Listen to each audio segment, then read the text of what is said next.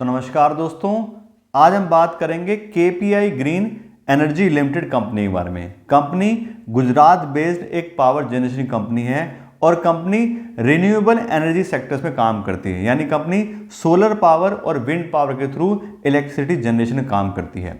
Company काफ़ी अच्छा business है और आज की इस वीडियो में इसी कंपनी का हम फंडामेंटल एनालिसिस करेंगे और तीनों लेवल पे कंपनी का फंडामेंटल एनालिसिस करेंगे।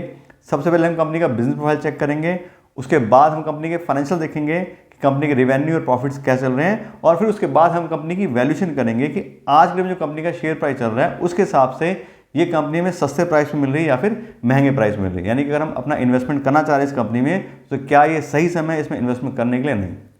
तो हम बात करते हैं कंपनी के सबसे पहले बिजनेस प्रोफाइल के बारे में। तो जैसे हमने बात की, कंपनी रिन्यूएबल एनर्जी सेक्टर में काम करती है।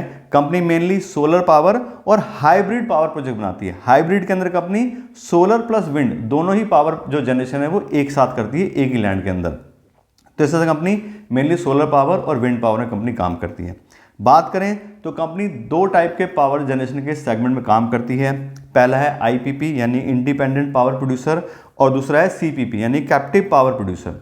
अब आईपीपी का मतलब क्या है कि कंपनी इंडिपेंडेंट पावर प्रोड्यूसर यानी कंपनी के पास अपनी 1900 एकड़ की लैंड है और गुजरात के अंदर कंपनी 4 डिस्ट्रिक्ट में 32 लोकेशन होल्ड करती है। यहाँ पे कंपनी पावर जनरेशन काम करती है।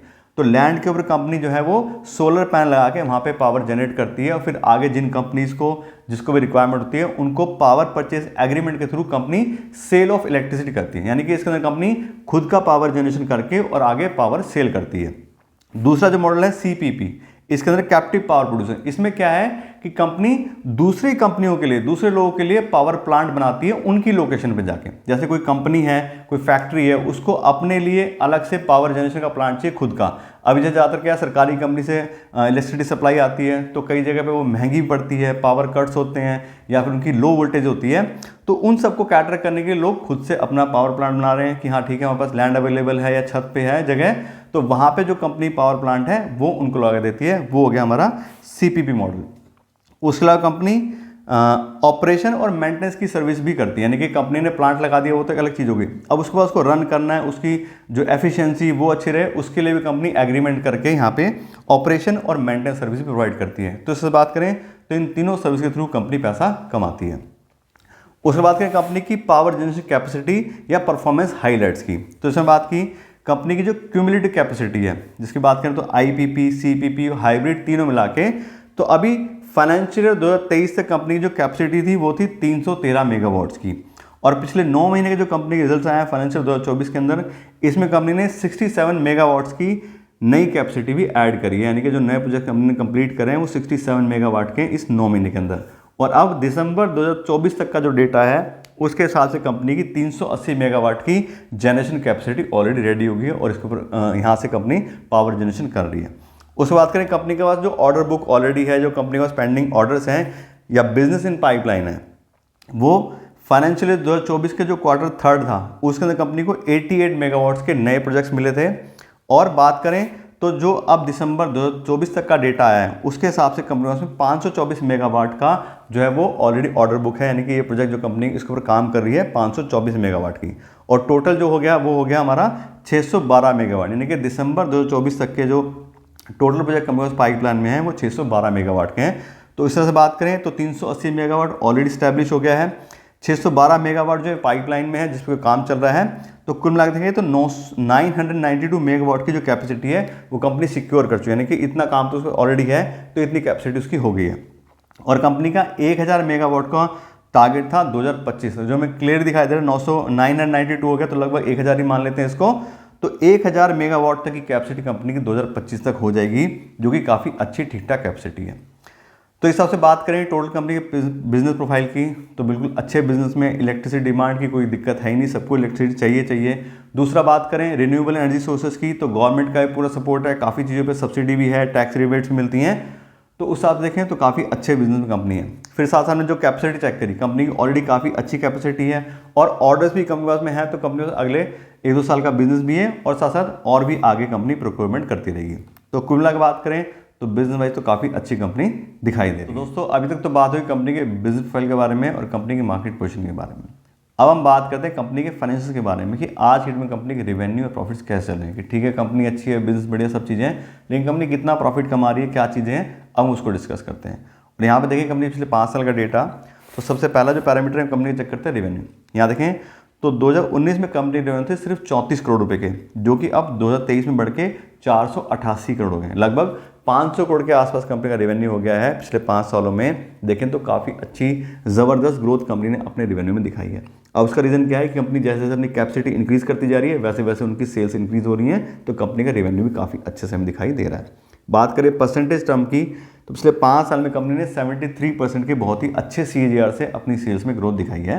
तो इसमें क्लियर पता लग रहा है कंपनी अच्छे ऑर्डर्स ले रही है, कंपनी का प्राइस कॉम्पिटिटिव है, सब चीज़ें हैं, इसलिए कंपनी को इतने अच्छे प्रोजेक्ट्स मिल रहे हैं और कंपनी अच्छे से अपना रेवेन्यू बढ़ा पा रही है। फिर बात करें ऑपरेटिंग प्रॉफिट मार्जिन की, तो बहुत ही बढ़िया ऑपरेटिंग प्रॉफिट मार्जिन है। पिछले 4 साल से तो कंपनी का देखें तो 49%, 62% के आसपास था। 2023 में जरूर कंपनी का ऑपरेटिंग प्रॉफिट मार्जिन 32% हुआ है। उसका रीजन हुआ है कि जैसे जैसे कंपनी का बिजनेस बढ़ता है तो कहीं ना कहीं कंपनी के खर्चे भी बढ़ते हैं, एडवर्टीजमेंट है, दूसरी चीज़ें हैं। तो इस वजह देखें तो 2023 में कंपनी का जो ऑपरेटिंग प्रॉफिट मार्जिन है वो यहाँ पे 32% का है। अदरवाइज देखें तो उससे पहले लगभग 50% के आसपास चल रहा था। तो ऑपरेटिंग प्रॉफिट में थोड़ी सी गिरावट 2023 के अंदर कंपनी की आई है। उसके बात करें नेट प्रॉफिट की, तो बहुत ही ज़बरदस्त तरीके से नेट प्रॉफिट भी इंक्रीज़ हुआ है कंपनी का। 2019 में सिर्फ 9 करोड़ पे था और अब देखें तो 2023 में 78 करोड़ हो गया। बहुत ही अच्छी ग्रोथ कंपनी के सेल्स में भी आई है और प्रॉफिट में भी आई है। बात करें परसेंटेज टर्म की, तो पिछले 5 साल में कंपनी ने 60% के बहुत ही अच्छे CAGR से अपने प्रॉफिट में भी ग्रोथ दिखाई है। तो कंपनी अपनी सेल्स भी इंक्रीज़ कर रही है, साथ साथ अपना प्रॉफिट भी इंक्रीज़ कर रही है। तो इसका मतलब क्या है कि कंपनी अपनी दोनों चीज़ों को साथ लेके चल रही है। ऐसा नहीं कि डिस्काउंट देके कस्टमर एक्वायर कर रहे हैं और प्रॉफिट का कुछ अता पता नहीं है। तो कंपनी अच्छे से अपना सेल्स भी कर रही है और प्रॉफिट भी इंक्रीज़ कर पा रही है। उसके बात करें अगले पैरामीटर की, तो अगला हमारा पैरामीटर है free cash flow. Free cash flow के साथ देखें तो एक नेगेटिव कंपनी है, बहुत ही नेगेटिव पॉइंट है कंपनी का कि पिछले 5 साल से हर साल नेगेटिव में ही अभी कंपनी गई है, नेगेटिव फ्री कैश फ्लो है। उसका रीज़न क्या है? उसका रीज़न है कि अभी ये स्मॉल कैप की कंपनी है, नए नए प्रोजेक्ट कंपनी को लगाने हैं, तो कंपनी का कैपिटल एक्सपेंडिचर काफ़ी ज़्यादा है। अगर आप देखोगे कैपेक्स का डेटा, तो 2019 में सिर्फ 15 करोड़ रुपए कंपनी खर्च करती थी अपने कैपिटल एक्सपेंडिचर में, और बात करें तो 2023 में 312 करोड़ रुपए कंपनी ने खर्च किए। तो क्या है, कंपनी को प्रॉफिट तो होता है, लेकिन अभी सारा का सारा जो कंपनी का पैसा है वो वापस से जो प्रोजेक्ट बनाने हैं उसमें लग जाता है, क्योंकि इंडस्ट्री भी ऐसी है कि कैपिटल एक्सपेंसिव कंपनी है, मतलब बहुत ज़्यादा पैसा इन्वॉल्व होता है नए नए प्रोजेक्ट बनाने के लिए, चाहे कंपनी उसमें लैंड है जो भी है, लेकिन फिर बात करें तो बहुत ज़्यादा पैसा कंपनी का लग रहा है और अभी कंपनी फ्री कैश फ्लो यहाँ पे जनरेट नहीं कर पा रही है। और मैं आपको बता दूँ, वैल्यू इन्वेस्टिंग के हिसाब से कोई भी कंपनी अगर फ्री कैश फ्लो होल्ड नहीं करती है तो बिल्कुल भी उसमें पैसा इन्वेस्टमेंट नहीं करना चाहिए, क्योंकि कंपनी के पास फ्री कैश फ्लो अवेलेबल नहीं है, यानी कंपनी के पास जो भी प्रॉफिट वगैरह है वो सिर्फ बुक्स में है, एक्चुअल कैश कंपनी अभी नहीं कमा पा रही है। तो आपसे बात करें तो मेरे हिसाब से देखें तो फ्री कैश फ्लो अगर नहीं कंपनी के पास में है तो हमें उसमें इन्वेस्टमेंट नहीं करना चाहिए।